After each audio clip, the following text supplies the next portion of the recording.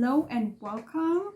If you eat when you're stressed, this video is for you. If you do not eat when you're stressed, this video is not for you. There are those people who they lose appetite and don't eat when they're in stressful situations.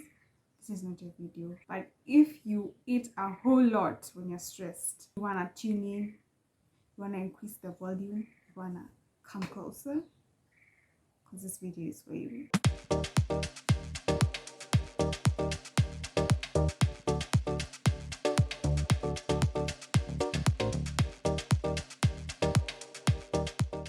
So emotional eating is defined as the tendency or the propensity to eat in response to positive and negative emotions. I'm definitely in that category. Like when you're happy, you eat. When you're sad, you eat. When you're stressed, you eat. Yeah, you are an emotional eater. It's actually considered an emotional disorder. I'm not yet free from emotional eating, but I'm not where I used to be. I used to be in the pits. So stress actually causes you to crave and overindulge in foods that are high in sugar. So in short, anything unhealthy. That's what your body wants when you're stressed. You do not feel like reaching out for spinach or reaching out for celery. You're probably thinking about eating some fries, thinking about eating your favorite ice cream. That's what you're thinking about. Like you need some comfort food. And comfort food most of the times tends to be junk food, fast food, anything unhealthy. It's very rare that comfort food is healthy. And if you do this over a long period of time, it actually leads to weight gain. So if your aim is to lose weight, stress eating is working against you, might actually be working against you. So on a hormonal level, what actually happens is when you're in a stressful situation or in distress, especially over a long period of time, your adrenal glands produce a hormone called cortisol. What cortisol does is that it increases your appetite, which in essence motivates you to eat more. And most of us take it a bit too far, and we just don't eat a little bit, we eat a whole lot. We stuff ourselves till we cannot eat anymore. It's bad. It's really bad. And combined with the science behind like junk food and fast food, they are designed in essence to get you to that bliss point and activate the reward centers of your brain. Now cortisol increases your appetite, and then we have junk food, which is high in sugar, activate the reward centers of your brain. So in essence, your body's like, we were feeling bad and then we ate this food, it activated the reward centers, and now we're feeling better, so we need to eat more of this food. So in essence, it's actually a vicious cycle, and it's hard to get out of, especially because the fast food, the junk food, a lot of the refined and processed foods are designed to get you to that bliss point, are designed to make you feel good, probably not in the right way, in the wrong ways. There's food scientists behind a lot of the junk food and the fast food and refined and processed carbs.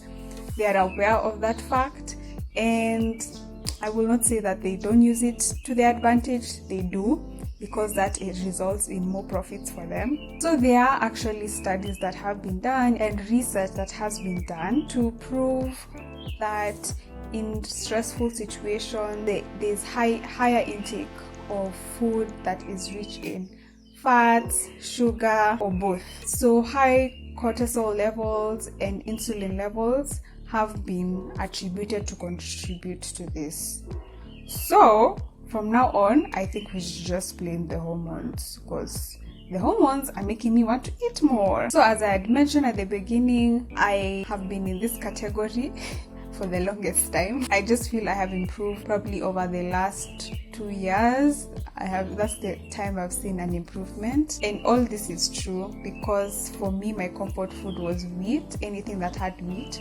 So when I was happy, when I was sad, mostly when I was sad or stressed, I would reach for something or get myself something that has wheat. And that was especially if that is over a long period of time. I used to eat a whole lot, and that resulted definitely into a lot of weight gain. When I removed wheat out of the equation, I had to look for something else to replace it as my comfort food, and it ended up being healthy carbohydrates. So I would opt to eat something, but most of the times it was something healthy. So definitely did not contribute a lot to weight gain, but I would still desire to have better ways of dealing with the stress other than indulging in whatever way, especially overindulging, overeating. That's usually not advised, but I will tell you one thing. It's very hard to overeat on healthy food. That I can tell you. Like, if you are stressed and you're like, okay, now my comfort food will be spinach. From now on, my comfort food will be kale. So every time you're stressed, you make some kale. And also, especially with something like kale, you can't just like eating it raw. I don't have the capacity to eat it raw, so I'll have to make it. So by the time I make it, I sit down, I have the first 2 bites, I am no longer craving to eat. I'm okay, I'm done. So that's one trick I would say that worked. Switching or exchanging my comfort food from something unhealthy to something healthy. That did work in my favor because I tended to stress eat less. Or even if I did eat, it was not as much. Moving forward, in the instances where I feel like I want to eat something or I'm craving to eat something, especially when I'm feeling overwhelmed, stressed or anxious, I want to choose to do something different, like talking it out, whether it's with a friend, family, or in therapy, and also exercising to continue to use that as a way to relieve my stress.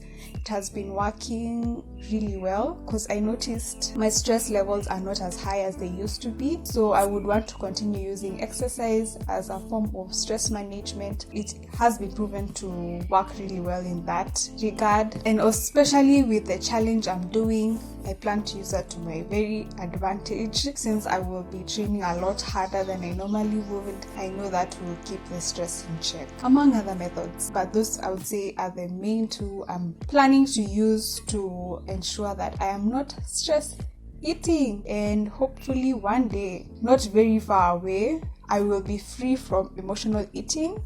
I will no longer have this emotional disorder. And I look forward to that day. With that said, friends, make sure to check out more videos on my channel on matters nutrition, fitness, and healthy living. Let me know in the comments, are you an emotional eater? Do you tend to eat a whole lot more when you're stressed, anxious, or feeling overwhelmed or sad? And if you do, what do you find yourself snacking on or eating? What's your comfort food? Let me know in the comments, and let's keep this discussion going. I'd also want to know if you've done anything in regards to reducing the stress eating. If you have, let me know what measures you're using, what methods or strategies you're using to keep in check the stress eating. With that said, friends, I'll see you in the next video.